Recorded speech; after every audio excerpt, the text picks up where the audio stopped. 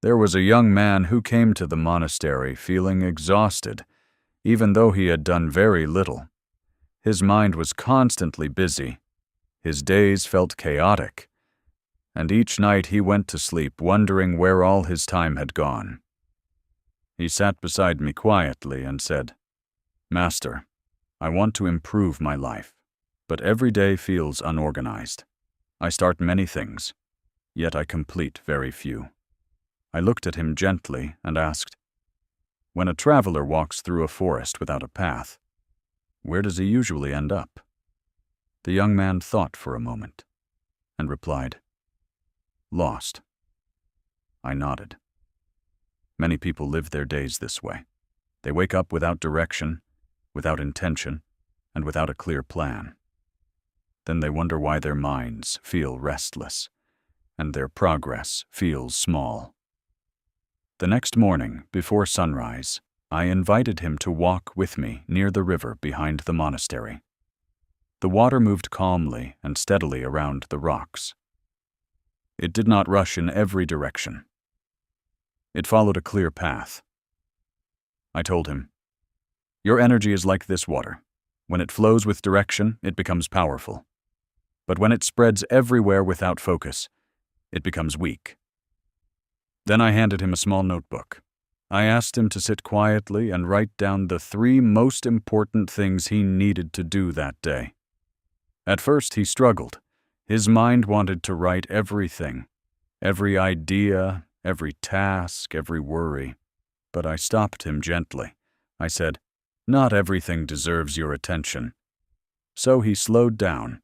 He reflected carefully. And finally, he chose only a few meaningful tasks. That evening, he returned with a calm expression I had not seen before. He said, "Master, today felt different. My mind felt lighter." I smiled because planning is not only about managing time, it is about calming the mind. When I was a young monk, I also believed that discipline meant forcing yourself to work endlessly. I thought being busy meant being productive.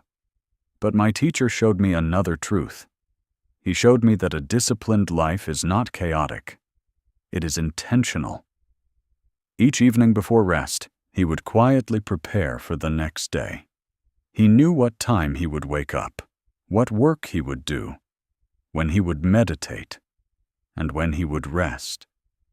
His life moved with rhythm, like the rising and setting of the sun. At first, I did not understand the importance of this, but over time I noticed something powerful. Because his mind was organized, his energy was protected. He wasted less time deciding what to do next. He wasted less energy on distraction. His actions became calm, focused, and purposeful. That is when I understood that planning your day is an act of self-respect. It means you value your time enough to guide it wisely. But there is another important lesson. A plan is only useful if you act on it. Many people create beautiful plans, yet never follow them. They wait for the perfect mood, the perfect energy, or the perfect moment. But discipline does not wait for perfect feelings. It simply begins. Even small actions matter.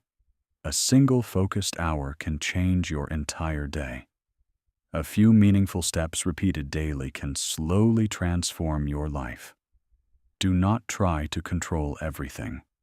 Life will always bring unexpected moments. But when your day has structure, your mind remains steadier, even during chaos. You begin to feel less overwhelmed, less distracted, less lost, and slowly you begin to trust yourself more. So each morning, before the world becomes noisy, sit quietly with yourself. Ask what truly matters today. Choose your priorities carefully, write them down, and then move through your day with calm intention. Because a peaceful life is not built by accident. It is built one planned day at a time.